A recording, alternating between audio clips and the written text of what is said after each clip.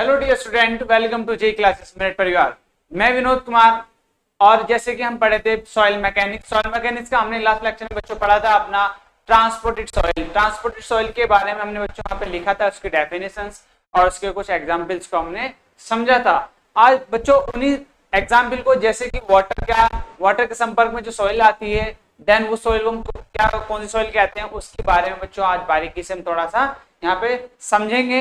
Then उस soil के बच्चों उस सॉइल को क्या कहते हैं, जैसे कि आपकी एयर के द्वारा जो सॉइल एक स्थान से दूसरे स्थान पर ट्रांसपोर्ट होती है उस सॉइल को क्या कहते हैं। और जो सी वाटर के संपर्क में आती है बच्चों, जो सी वाटर के द्वारा एक स्थान से दूसरे स्थान तक पहुंचती है, उसी को उन सॉइल को बच्चों क्या कहते हैं, उसके बारे में आज यहाँ पे हम समझेंगे। तो आज हम सबसे पहले हेडिंग डालेंगे बच्चों क्या, ट्रांसपोर्टेड सॉइल के बारे में। तो फर्स्ट हेडिंग होगी आपकी वाटर हेडिंग डालेंगे। वाटर ट्रांसपोर्टेड सॉइल के अंदर वाटर हेडिंग डालेंगे, इस पे बच्चों लिखेंगे आज। ठीक है, चलिए इसमें हेडिंग डाल लीजिए सभी। वाटर लिखेंगे, इसके अंदर लिखेंगे सब। जब सॉइल वाटर के साथ बहती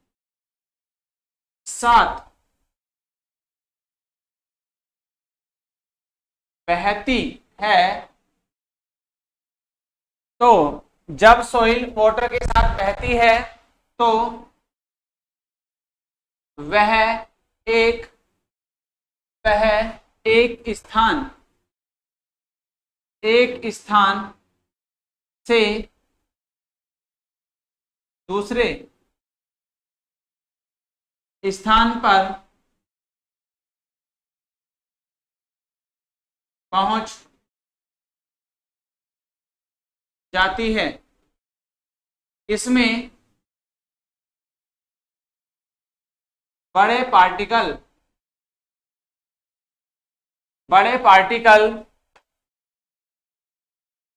और बड़े पार्टिकल कुछ दूरी तक ट्रांसपोर्ट होते हैं तथा छोटे पार्टिकल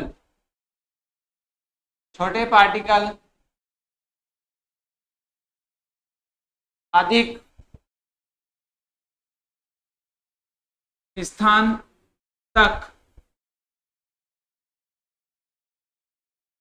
ट्रांसपोर्ट होते हैं, अधिक दूरी तक ट्रांसपोर्ट होते हैं। तो बच्चों ऐसी सॉइल को क्या कहते हैं, ऐसी सॉइल को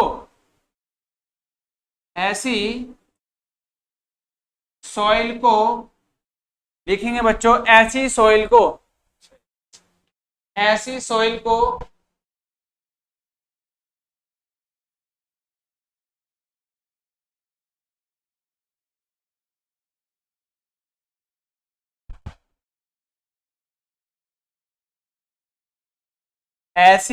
को लिख लेंगे यहां पर। ऐसी सॉइल को जलोढ़ मृदा एलुवियल सॉइल क्या बोलते हैं बच्चों, एलुवियल सॉइल। इंग्लिश में कहने से एलुवियल सॉइल कहते हैं बच्चों, इंपोर्टेंट है, यहां तक लिख लेंगे जल्दी सभी। एलुवियल सॉइल कहते हैं। तो एक क्वेश्चन आपका एक ऑब्जेक्टिव में पूछा जाता है इसमें से भी, कि जो वाटर के द्वारा सॉइल एक स्थान से दूसरे स्थान तक जाती है, तो उस सॉइल को कौन सी सॉइल कहते हैं। तो वो सॉइल कौन सी होती है बच्चों, एलुवियल सॉइल होती है, जिसे हिंदी में कहते हैं जलोढ़ मृदा।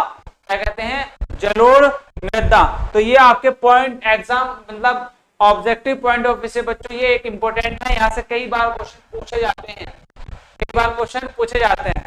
ठीक है, तो सेमेस्टर पॉइंट ऑफ व्यू से तो बच्चों आप क्या करेंगे, इसकी पूरी डेफिनेशन को नोट करेंगे और आपके ऑब्जेक्टिव पॉइंट ऑफ व्यू से इसको अंडरलाइन कर देंगे। ऐसी सॉइल को जलोढ़ मृदा कहते हैं, एलुवियल सॉइल कहते हैं, इसको अंडरलाइन कर लेंगे सब, ठीक है। चलिए नेक्स्ट आए, नेक्स्ट लिखते हैं। नेक्स्ट बच्चों आता है आपका ग्लेशियर। जो आपकी ग्लेशियर के द्वारा जो आपकी सॉइल बनती है, ग्लेशियर के द्वारा जो सॉइल होती है वो कौन सी सॉइल होती है, ठीक है। अब हेडिंग डालेंगे ग्लेशियर।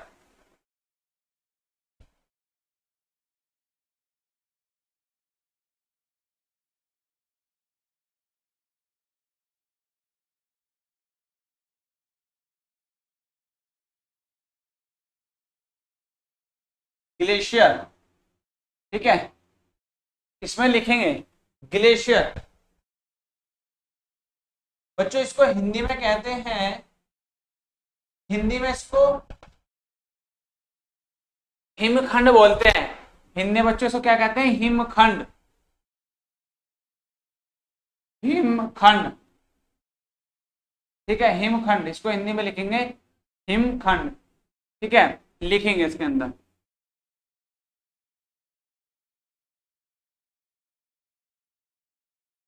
ग्लेशियर सॉइल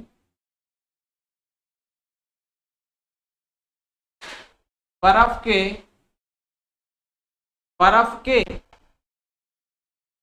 जमने से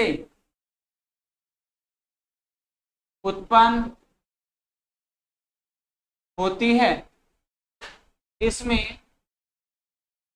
इसमें आइस के बड़े बड़े बड़े पार्टिकल अपने साथ सोइल के बड़े व छोटे, अपने साथ सोइल के बड़े व छोटे पार्टिकल को जमा लेते हैं।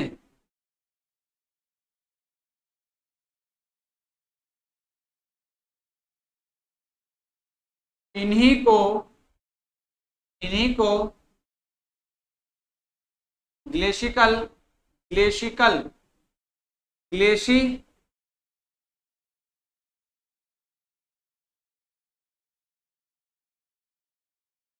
ऐसे लिखा जाएगा, ग्लेशिकल लिखिए, ग्लेशिकल ग्लेशिकल सॉइल कहते हैं, ग्लेशिकल सॉइल कहते हैं बच्चों, ठीक है, ग्लेशिकल सॉइल कहते हैं। इसको बच्चों ग्लेशियल आगे लिख लेंगे। इसमें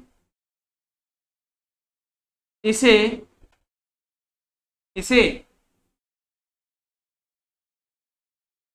ग्लेशियर टिल भी कहते हैं, ग्लेशियर टिल भी कहते हैं। ये बच्चों आप जल्दी से इंपॉर्टेंट करके लिखेंगे, डेफिनेशन इंपॉर्टेंट है, आपसे पूछ ली आती है, ठीक है। ये शॉर्ट नोट में डेफिनेशन आती है, ये बच्चों आपको शॉर्ट नोट के फॉर्म में पूछ ली आती है डेफिनेशन, मैं यहाँ पे लिखवा रहा हूँ। चलिए देन आगे लिखेंगे बच्चों, दूसरे लिखेंगे अपना एयर, एयर,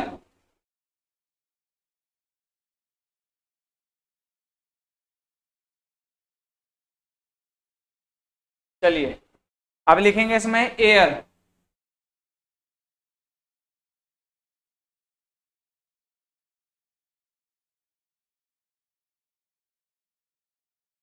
वायु, ठीक है, एयर।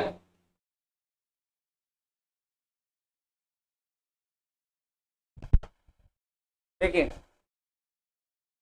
एयर द्वारा सॉइल के 0.06 mm से छोटे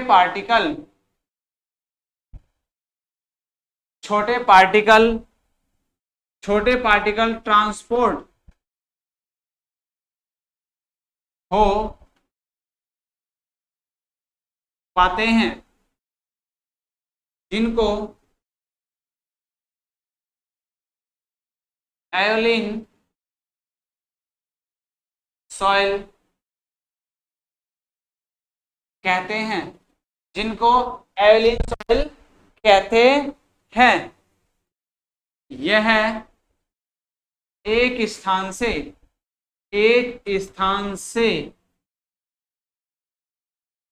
दूसरे स्थान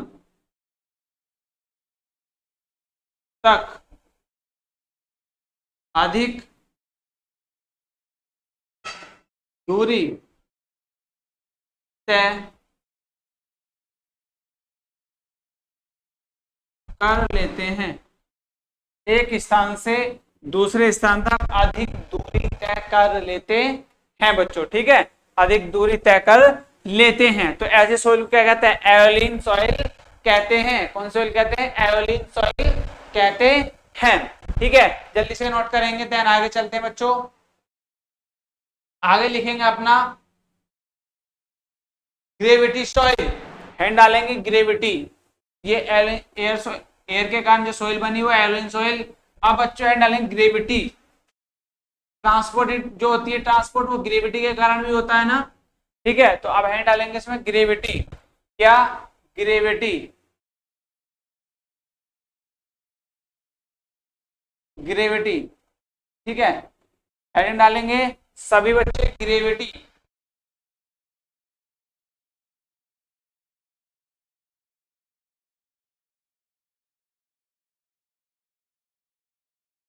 लिखेंगे ग्रेविटी के कारण सॉइल के पार्टिकल एक स्थान से दूसरे स्थान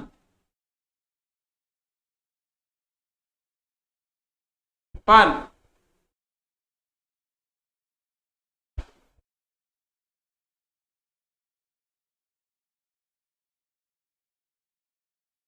लुढ़कते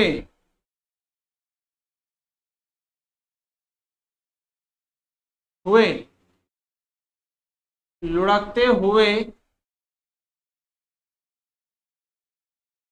पहुंच जाते हैं, ऐसी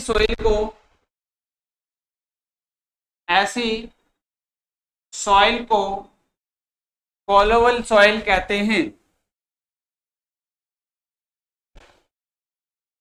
कॉलोवल सॉइल कहते हैं बच्चों, कॉलोवल सॉइल कहते हैं, इंपॉर्टेंट है। कॉलोवल सॉइल कहते हैं बच्चों। कॉलोवल सॉइल ऐसे भी लिख सकते हैं, कॉलोवल सॉइल डिपॉजिट, कॉलोवल सॉइल डिपॉजिट भी लिख सकते हैं बच्चों। कॉलोवल सॉइल डिपॉजिट्स कहते हैं, ठीक है। जमुना कहते हैं, इस प्रकार आप इसमें लिख सकते हैं। देन बच्चों एक इंपॉर्टेंट आता है डेफिनेशन अपवेल, जिसका बच्चों होता है उत्थान।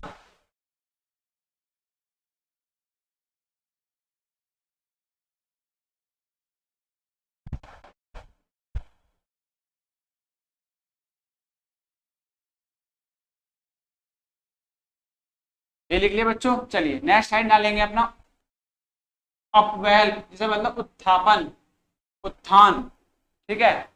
इंग्लिश में बच्चों बोलते हैं अपवेल। क्या? अपवेल, ठीक है, अपवेल।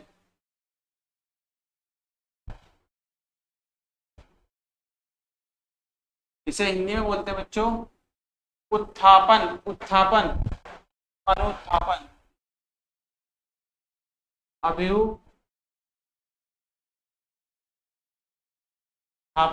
ठीक है। लिख लीजिएगा इसको। अभ्युत्थान होता है ना, अभ्युत्थान होता है बच्चों। ये अभी होता है अभ्युत्थान, लिख लिया। ये अभ्युत्थान होता है, ठीक है, अभ्युत्थान, ठीक।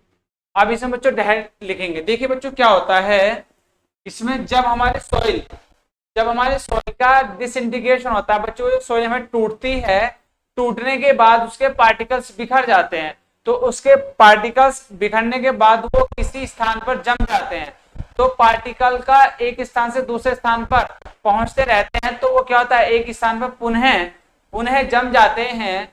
एक स्थान जब बच्चों सबसे पहले उसका डिसइंटीग्रेट हुआ और डिसइंटीग्रेट होने के बाद जो उसके पार्टिकल से वो एक स्थान से दूसरे स्थान पर पहुंच गए, और एक स्थान से दूसरे स्थान पर जब पहुंचे तो वो क्या हुआ, वहां पर जमना शुरू हो गए, उसको के बच्चों क्या हुआ, वहां पे पुनः क्या होगा, एक चट्टान बन जाती है। उसी प्रोसेस को क्या कहते हैं, अपना अपवहल कहते हैं। जैसे एक स्थान पर क्या हुआ, डिसइंटीग्रेट हुआ, यहाँ से आपका क्या था, एक आपका क्या है, ये हील्स है, ये क्या हुआ, इसका टूट गया, बिखर गया इस तरीके से, ठीक है।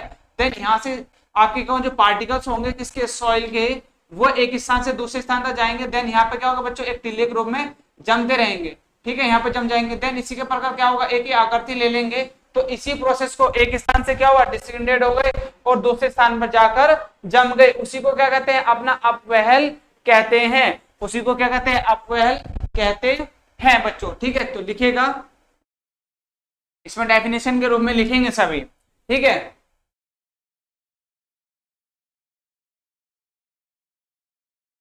जब सॉइल जब अर्थ सरफेस पर विघटन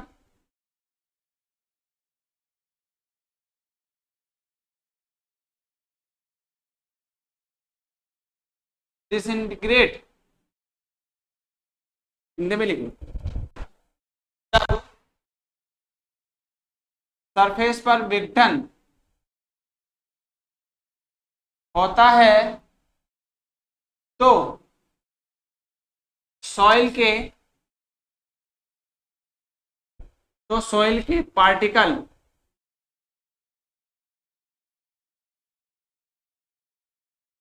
बिखर जाते हैं देन और एक स्थान से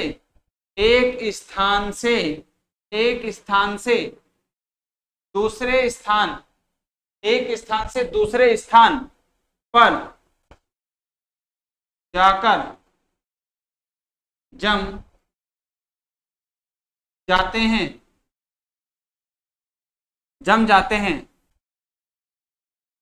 जाते हैं अतः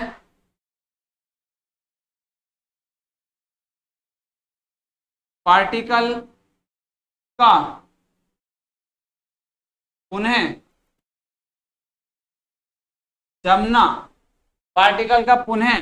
जमना ही क्या कहलाता है बच्चों, का अपवहल